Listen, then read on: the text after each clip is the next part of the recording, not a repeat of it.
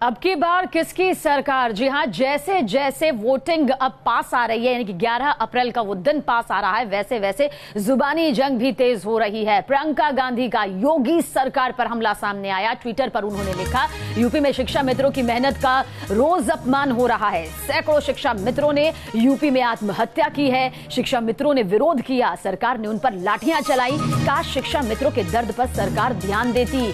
प्रियंका गांधी ने ये ट्वीट कर योगी सरकार पर बड़ा हमला बोला। देखिए, ट्वीट भी एक बार फिर से आपके सामने रख रहे हैं कि यूपी में शिक्षा मित्रों की मेहनत का रोज अपमान हो रहा है। ट्विटर पर ट्वीट करते हुए योगी सरकार पर यह हमला बोला। आगे लिखती हैं, सैकड़ों शिक्षा मित्रों ने यूपी में आत्महत्या की है या अपनी जान गंवाई है। शिक्षा मित्रों ने विरोध किया तो सरकार ने उन पर लाठियां चलाई। ये भी प्रियंका गांधी ने, जो कि अब कांग्रेस की महासचिव हैं, उन्होंने ट्विटर पर ट्वीट करते हुए लिखा, काश शिक्षा मित्रों के दर्द पर सरकार ध्यान देती।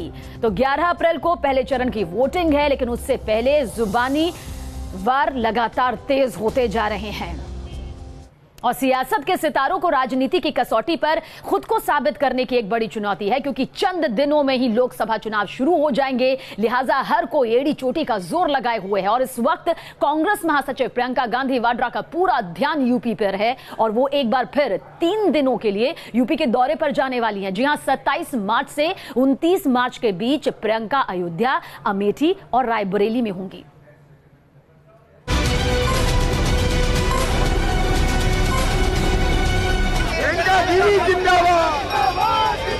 आप प्रताड़ित हैं, आप दुखी हैं, आप अपनी आवाज उठाएं तो वो सरकार आपकी आवाज सुने।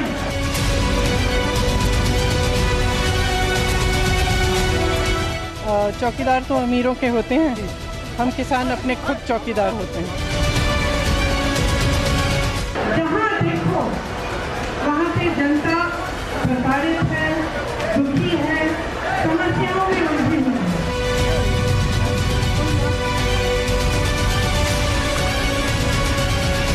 सरकार किसी की जागीर नहीं है, देश किसी की जागीर नहीं है कि आपको जाके उनके सामने अपने अधिकारों की भीख मांगनी पड़े।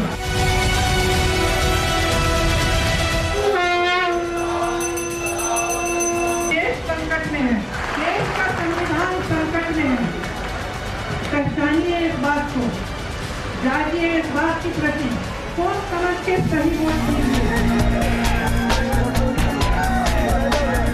पहले पूर्वांचल में गंगा की लहरों के सहारे प्रियंका गांधी ने किया शक्ति प्रदर्शन। प्रयागराज से काशी तक बोट यात्रा के जरिए कांग्रेस की रणनीति को साधने की कोशिश की। अब प्रियंका का कारवां अयोध्या में दस्तक देने की तैयारी में। काशी विश्वनाथ की नगरी के बाद श्री राम की नगरी में प्रियंका के मेगा शो के मायने बहुत अहम हैं। वाराणसी वो नाव से पहुंची थीं और अब अयोध्या वो ट्रेन से पहुंचेंगी।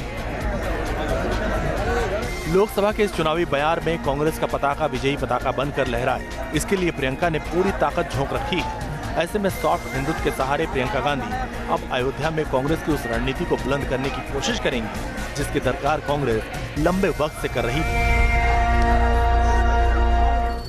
देखिए कैसे यूपी कांग्रेस ने प्रियंका के अयोध्या दौरे का प्लान बनाया है। प्रशासन से प्रियंका के दौरे की इजाजत मांगी गई। कांग्रेस के प्लान के तहत प्रियंका का दौरा 27 से 29 मार्च तक का होगा। दौरे का आगाज अयोध्या में हनुमानगढ़ी मंदिर में दर्शन से होगा, जिसके लिए वो 27 मार्च की सुबह ट्रेन से अयोध्या पहुंचेंगी। कांग्रेस ने प्रशासन से हनुमानगढ़ी मंदिर में दर्शन के बाद अयोध्या शहर में रोड शो की इजाजत मांगी। ठीक वैसा ही रोड शो जैसा लखनऊ में हुआ था। कांग्रेस के प्लान के तहत प्रियंका अयोध्या में सबसे पहले सिद्धिपीठ हनुमानगढ़ी मंदिर में दर्शन करने पहुंचेंगी। मंदिर में दर्शन करने के बाद महंत और संतों से भी मुलाकात करेंगी। इसके बाद वहीं से रोड शो की शुरुआत करेंगी। बताया जा रहा है कि प्रियंका के रोड शो में 32 पड़ाव होंगे। इस दौरान वो यहाँ के स्थानीय लोगों से मिलेंगी। प्रियंका गांधी का रोड शो अयोध्या से शुरू होकर शहर के प्रमुख मार्गों से होकर गुजरेगा। हनुमानगढ़ी में दर्शन करने के बाद 27 मार्च की सुबह 10 बजे रोड शो की शुरुआत होगी। टेढ़ी बाजार, बेनीगंज, चौक घंटाघर, फतेहगंज, नवीन मंडी होते हुए शाम 4:30 बजे प्रियंका कुमारगंज पहुंचेंगी। इसके बाद प्रियंका सड़क मार्ग से अमेठी के लिए रवाना होंगी। प्रियंका गांधी वाड्रा पर रायबरेली और अमेठी की भी जिम्मेदारी है, लिहाजा प्रियंका अमेठी और रायबरेली में भी चुनाव प्रचार करेंगी। खबर है कि अवध की 5 लोकसभा सीटों पर प्रियंका की रैली कराने की भी योजना बनाई गई है। अगर कांग्रेस के प्लान के मुताबिक प्रियंका के अयोध्या दौरे की अनुमति मिल गई तो पिछले 2.5 दशक बाद गांधी परिवार के किसी सदस्य का यहाँ बड़ा रोड शो होगा और इस रणनीति के पीछे योगी के मिशन अयोध्या की घेरेबंदी को जोड़कर देखा जा रहा है। Team news nation. और इस पूरी सियासी तस्वीर को इस लिहाज से भी समझने की जरूरत है कि अयोध्या की राह से सियासत के सिंहासन तक पहुंचने की कोशिशों में जुटी है लगातार कांग्रेस पार्टी, क्योंकि कभी राजीव गांधी ने अयोध्या पहुंचकर राम राज्य का नारा दिया था और अब प्रियंका गांधी वाड्रा अयोध्या में रोड शो कर कांग्रेस के लिए एक नई राह तलाशने के लिए निकलेंगी। प्रियंका गांधी का फोकस हालांकि सेंट्रल यूपी पर है, जहां कभी कांग्रेस का दबदबा हुआ करता था और अब यानी कि मौजूदा दौर की बात करें तो इस गढ़ में बीजेपी का झंडा लहरा रहा है। ये रिपोर्ट आप देखें।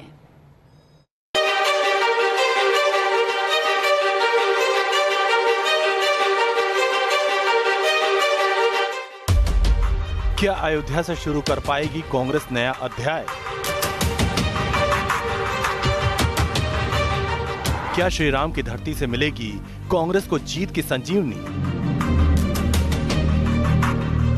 यूं तो अयोध्या और उससे जुड़ी कांग्रेस की राजनीति का बहुत पुराना अध्याय रहा है। राजीव गांधी के कार्यकाल के बाद 1992 का वो दौर जिसने सियासत के कई दौर देखे और राजनीति अयोध्या के इर्द गिर्द घूमती रही। शायद यही वजह है कि प्रियंका गांधी कांग्रेस की विरासत को अयोध्या की सियासत से जोड़ने की रणनीति पर है। कभी अयोध्या समेत पूरे अवध में कांग्रेस का वर्चस्व रहा करता था, लेकिन अब कांग्रेस के लिए धरती वोटों के रेगिस्तान में तब्दील हो चुकी है। हालांकि साल 2009 के लोकसभा चुनाव में सेंट्रल यूपी की 17 सीटों में से कांग्रेस को 11 सीटों पर जीत मिली थी, लेकिन 2014 के चुनाव में बीजेपी ने बाजी मारते हुए सेंट्रल यूपी की 17 सीटों में से 14 सीटों पर कब्जा जमाया था। 2009 में सेंट्रल यूपी में करीब 65% सीटें कांग्रेस के पास थी, लेकिन 2014 के चुनाव में ऐसा पासा पलटा कि कांग्रेस अपने किले से बेदखल होती चली गई। सेंट्रल यूपी में कानपुर नगर, लखीमपुर खीरी, सीतापुर, मिश्रिक, हरदोई, लखनऊ, मोहनलालगंज, उन्नाव, रायबरेली, अमेठी, सुल्तानपुर, प्रतापगढ़, अकबरपुर, फैजाबाद, बाराबंकी, कैसरगंज, बहराइच, बलरामपुर और गोंडा आते हैं। साल 2014 में हुए लोकसभा चुनाव में सेंट्रल यूपी से कांग्रेस से मोहभंग होना कांग्रेस के लिए घातक साबित हुआ। अब इसी सेंट्रल यूपी की सीटों पर कांग्रेस ने फिर से फोकस किया है। नवंबर 1989 में राजीव गांधी ने तत्कालीन फैजाबाद में रैली की थी और राम राज्य शब्द का जिक्र किया था, जो पूरे देश में सुर्खियों का सबब बना था। राजीव के उस दौर को अयोध्या की धरती पर कांग्रेस के ग्रैंड शो की तरह देखा गया। माना जाता है कि रामराज का बयान शाहबानो केस के बाद नाराज हिंदू वोट बैंक को अपनी तरफ खींचने के लिए किया गया था, क्योंकि विपक्ष राजीव सरकार पर मुस्लिम तुष्टीकरण का आरोप लगा रहा था। लेकिन इसके बाद कांग्रेस का दांव उल्टा पड़ा। बीजेपी की अगुवाई में कई हिंदूवादी संगठन मंदिर आंदोलन को अपनी सियासी धारा में साध चुके थे। 1992 अयोध्या विवाद के बाद गांधी परिवार की ओर से राहुल गांधी पहली बार अयोध्या तब पहुंचे जब विधानसभा चुनाव की सरगर्मी तेज थी। उन्होंने हनुमानगढ़ी मंदिर में दर्शन किए, महंत ज्ञानदास से भी उन्होंने मुलाकात की और उनका आशीर्वाद लिया। पर कांग्रेस कोई बड़ी रैली या रोड शो नहीं कर पाई थी। दरअसल सीएम योगी अयोध्या के कायाकल्प में कोई कसर नहीं छोड़ना चाहते। देश ने अयोध्या की वो दिवाली भी देखी जिसमें त्रेता युग के अयोध्या से देश दुनिया को रूबरू कराया गया। जानकार मानते हैं कि योगी के मिशन अयोध्या से माहौल बीजेपी के पक्ष में बना। जाहिर है प्रियंका गांधी की रणनीति होगी कि मिशन अयोध्या के जरिए कांग्रेस को लड़ाई में वापस लाया जाए। Team news nation.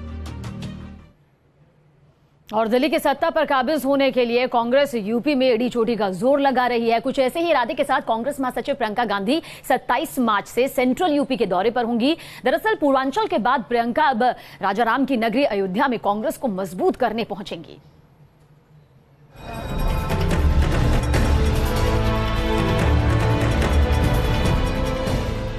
बोट यात्रा के बाद अब रेल यात्रा। पूर्वांचल के साथ सेंट्रल यूपी पर प्रियंका का फोकस। बनारस से आप अपनी उड़ान उठाइए। इस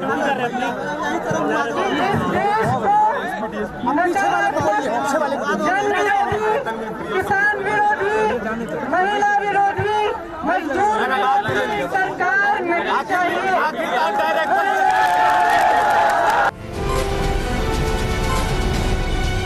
तक प्रियंका के यूपी दौरे में दिखे तेवरों से साफ है कि निशाने पर सीधे बीजेपी है और नजरें बीजेपी की उस रणनीति को भेदने या यूं कहे काट निकालने की है जिसके जरिए कांग्रेस की जमीन मजबूत हो। और इस कड़ी में सबसे बड़ी जरूरत है मजबूत संगठन, जिस पर प्रियंका कुछ यूं प्लान बताती हैं। आपका विकास होगा। जहां हमारी सरकारें बनी हैं, मध्य प्रदेश में, राजस्थान में हमारी अभी सरकारें बनी, 10 दिन में किसानों का कर्जा माफ किया गया। क्यों? क्योंकि इरादा था, जुमले नहीं थे। अगर प्रशासन से हरी झंडी मिली तो पूर्वी यूपी प्रभारी प्रियंका गांधी इस बार सरयू तट पर ट्रेन से पहुंचेंगी। प्लान है कि लखनऊ से फैजाबाद तक प्रियंका ट्रेन से पहुंचे। इससे पहले प्रियंका ने पूर्वांचल में गंगा की लहरों के सहारे प्रयागराज से गंगा तक की यात्रा की थी। प्रियंका ने बोट से 140 किलोमीटर की यात्रा कर गंगा किनारे रहने वाले लोगों तक पहुंचकर पूर्वांचल की नब्ज को छूने की कोशिश की थी। अपनी इस गंगा यात्रा के दौरान प्रियंका यूपी में न केवल विपक्ष को सटीक संदेश देने में कामयाब रही, साथ ही उन्होंने अपने सियासी समीकरण भी खूब साधे।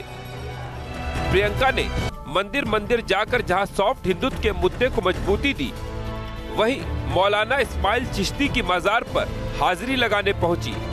इसके अलावा प्रियंका ने दादी इंदिरा गांधी के करीबी पुरोहितों और फिर मजार के सच्चा दानशीन से मिलकर पुराने रिश्ते ताजा करने की कोशिश की। अपने इस व्यवहार से प्रियंका ये संदेश देने में सफल रही कि कांग्रेस सौम्य सियासत की पक्षधर है और सबको साथ लेकर चलने वाली पार्टी है।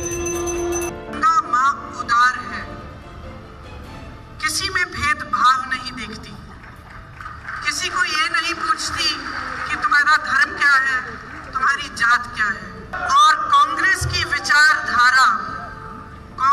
विचारधारा ने इस देश को बनाया।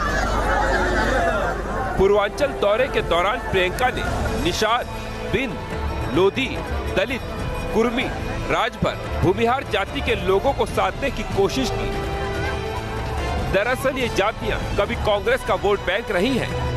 दरअसल कुछ ऐसे ही समीकरणों के सहारे बीजेपी भी साल 2014 में पूर्वांचल के सियासी गणित को पलटने में सफल रही थी। प्रियंका 27 मार्च से मध्य यूपी के दौरे पर होंगी।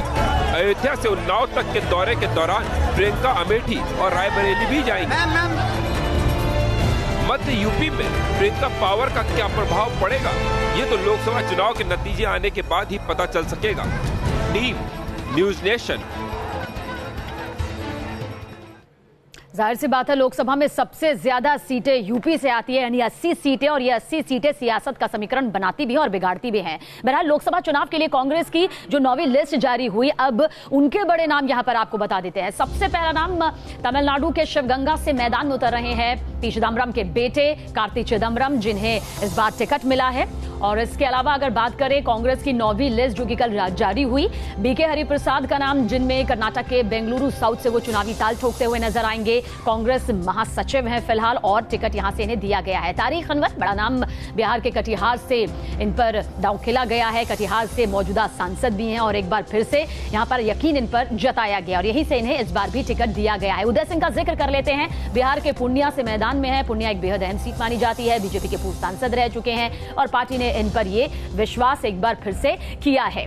लिस्ट में आपको बता दें कि महाराष्ट्र के रामटेक का जिक्र कर लेते हैं। पूर्व आईएएस को यहां से मौका दिया है, इस बार टिकट मिला है किशोर गजभैये को। नाम भी काफी वक्त से आगे चल रहा था कि रामटेक से इनको टिकट दिया जा सकता है।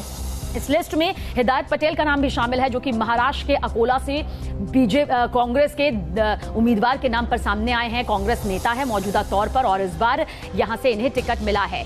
हाजी फारूक मीर का जिक्र कर लेते हैं, जो कि जम्मू कश्मीर के बारामूला से मैदान में है। यहां से 6 सीटें लोकसभा की आती हैं, आपको बता दें कांग्रेस नेता हैं और यहां से इस बार इन्हें टिकट मिला है। फारूक मीर को बारामूला से इस बार टिकट मिला है। तो ये कांग्रेस की 9वीं सूची के वो 10 बड़े नाम हैं जिन पर यकीन जताया गया है। और सीधा रुख करेंगे इस वक्त की बड़ी खबर की तरफ। भोपाल सीट से दिग्विजय सिंह के खिलाफ बड़ा दांव खेलने की तैयारी में बीजेपी नजर आ रही है। भोपाल से दिग्विजय सिंह के सामने शिवराज सिंह चौहान को उतारने पर मंथन चल रहा है। भोपाल की उम्मीदवारी पर पार्टी नेतृत्व ने शिवराज सिंह चौहान से बताया जा रहा है कि फोन पर चर्चा भी की और आज दिल्ली में बीजेपी की चुनाव समिति की बैठक में भोपाल पर यह फैसला हो सकता है। जानकारी आपको दे दें कि भोपाल विदिशा इंदौर सीट का ऐलान अभी तक नहीं हुआ है और भोपाल इसलिए भी ज्यादा खास हो गई है क्योंकि वहां से कांग्रेस ने दिग्विजय सिंह को मैदान में उतारा है। हालांकि मैदान में उतारने के बाद पूर्व मुख्यमंत्री शिवराज सिंह चौहान ने कहा कि बंटाधार रिटर्न्स, ऐसे में सियासत इसे लेकर भी गर्मा गई और अब कयास लगाए जा रहे हैं कि खुद पूर्व मुख्यमंत्री शिवराज सिंह चौहान पर बीजेपी दांव लगा सकती है। और आगे भी हर बड़ी जरूरी खबर पर न्यूज नेशन सबसे पहले अपडेट्स आप तक पहुंचाता रहेगा। बने रहिएगा हमारे साथ और देखते रहे न्यूज नेशन।